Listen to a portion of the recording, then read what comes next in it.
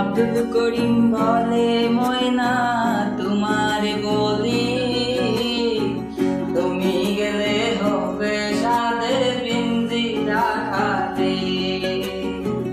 আব্দুল করিম বলে